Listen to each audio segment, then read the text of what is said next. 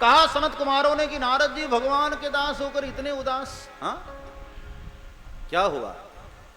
तब नारद जी ने कहा कि महाराज क्या बताऊं, मैंने अपने पितामह से धरती की बड़ी महिमा सुनी थी, इसलिए मैं धरती पर एक बार विचरण करने गया।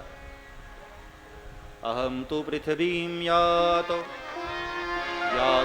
सर्वोत्तमामिति पुष्करं च प्रयागं च काशीं गोदावरीं तथा हरिक्षेत्रं कुरुक्षेत्रं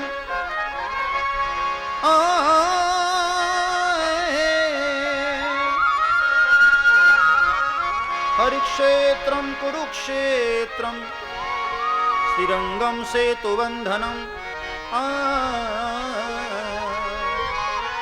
एवमादिषु तीर्थेषु भ्रममाणैतस्ततः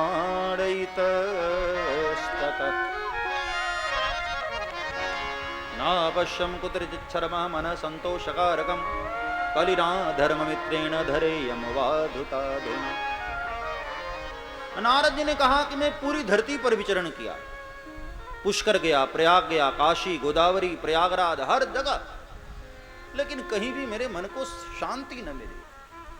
चारों तरफ मैंने अशांति अशांति अशांति देखी। हाँ सोचो, नारद जी ने जिन जिन शहरों के नाम गिनाए हैं वो सब तीर्थ हैं। हाँ पुष्कर, प्रयाग, काशी, गोदावरी, श्रीरंगम, सेतुबंधनम, ये सब तीर्थ हैं।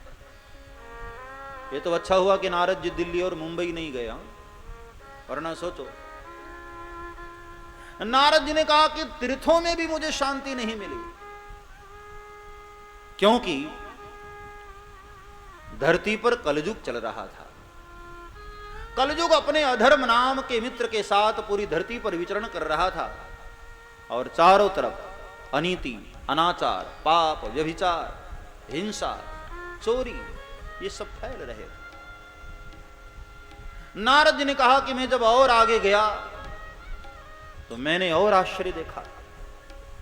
मंदा सुमंद मतयो मंद भाग्या उपद्रुता पाखंड निरता संतो विरक्ता स परिग्रह। नारद जी ने कहा, हे सनत कुमारों, मैंने कलयुग के लोगों को देखा, लोग बड़े आलसी होते जा रहे हैं, मंदा, बड़े आलसी, काम धाम कुछ करना नहीं है, बैठे बैठे बस सरकारों को दोष देते रहते हैं। हाँ मैं तो देखता हूं सुबह सुबह घर से निकले चाय वाले दुकान पर, हाँ, और वहीं दो चार दोस्तों के साथ बैठकर एक सरकार बनाते हैं और जब तक चाय खत्म होती सरकार गिराकर चले जाते हैं। रोज का यही काम है। नहीं नहीं, ये अब की बार ये सरकार अच्छी, और करते करते करते चाय खत्म हुई, बोले अरे हमको क्या लेना, कोई सरकार बने, छोड़ो। चाय खत्म हुई और बात गई, बड़े आलसी हो गए, कुछ काम धाम नहीं है।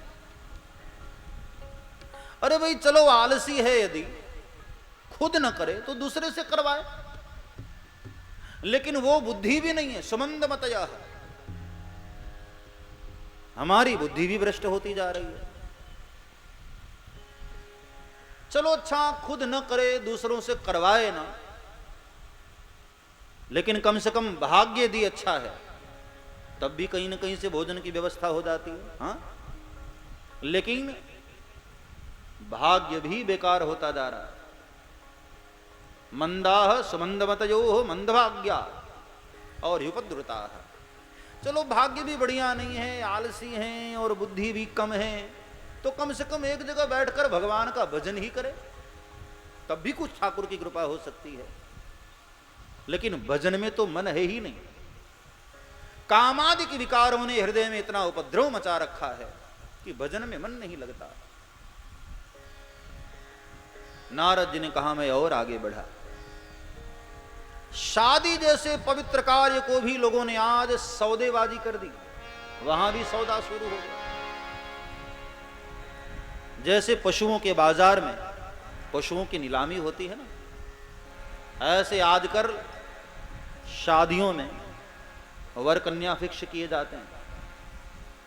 किसी का बेटा यदि डॉक्टर हो गया तो उसकी उतनी कीमत हो गई। हाँ, और कहीं सरकारी नौकरी में है, आहा, फिर तो मुंह मांगी कीमत लेते हैं। और दुख की बात तो ये कि वो जो लड़का जिसकी शादी हो रही होती है वो भी विरोध नहीं करता। जैसे पशुओं के मेले में आपने देखा होगा, जो बैल जितना तगड़ा, जो गधा जितना तगड़ा, उसकी उतनी बोली लगती है। आजकल हमारे समाज में क्या यही तो हो रहा है। बेटा डॉक्टर है, इंजीनियर है, लॉयर है, उसकी उतनी कीमत है। शर्म नहीं आती ऐसे युवानों को। गधे की मां सिर झुकाकर सुन रहा होता है, अरे तेरा बाप सौदा कर रहा, किस बात के युवान हो भाई। युवानों को अपने बाहुबल पर भरोसा होना चाहिए कि एक नहीं 10 मोटर कार खड़ी करेंगे, लेकिन अपने बाहुबल से मांग कर क्या लाना दुनिया से। ये तो युवानी नहीं है, ये तो सौदेबाजी हुई। और याद रखना, विवाह में यदि सौदेबाजी है ना, तो दाम्पत्य जीवन में कभी भी प्रेम नहीं हो सकता। दाम्पत्य जीवन तुम्हारा कभी भी मधुर नहीं हो सकता। दंपत्ति नाम चकल कनम, दाम्पत्य जीवन में फिर कलहपूर्ण वातावरण होता है। इसलिए शादी वादी में भाई ये सौदेबाजी नहीं होनी चाहिए।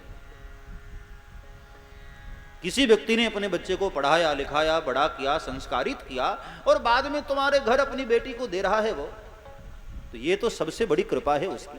हाँ, ये समाज के देखो हर तरह के लोग बैठे हैं, मैं सबको प्रार्थना करूं, ये शादी में ना मांगना वांगना बंद किया जाए भाई। दहेज नहीं होना चाहिए। कन्या हमारे घर आ रही है, ये सबसे बड़ी दहेज हमारे लिए है। अपना पूरा जीवन समर्पित कर रही है, ये क्या कम है। और जो अपने बाहुबल से इकट्ठा नहीं कर पाया ना, वो जीवन में कितना ही उसको दे दिया जाए, वो भीतर से भिखारी का भिखारी ही रहेगा प्यारे। मांगना नहीं। आजकल शादियों को भी लोगों ने सौदा बना दिया, कमाल है। मैंने ऐसे भी लोगों को देखा, शादी में अकड़ कर खड़े हो गए, मोटरसाइकिल चाहिए, बाइक चाहिए, और बाद में जब से बाइक आई खड़ी ही है। क्यों? बोले पेट्रोल के लिए पैसे नहीं। अरे तो मांगा ही क्यों था। शादी दो आत्माओं का मिलन है, उसको सौदेबाजी ने बनाया जाए।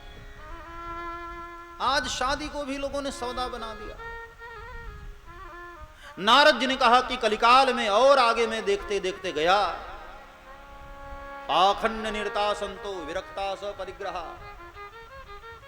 संतों के भीतर भी मैंने जहां सत्य दिखाई देना चाहिए वहां पाखंड दिखाई दिया। सब्सक्राइब करें श्री चिन्मयानंद बापू जी के YouTube चैनल को, और हमारे वीडियोस को सबसे पहले देखने के लिए बेल आइकॉन को दबाना न भूलें।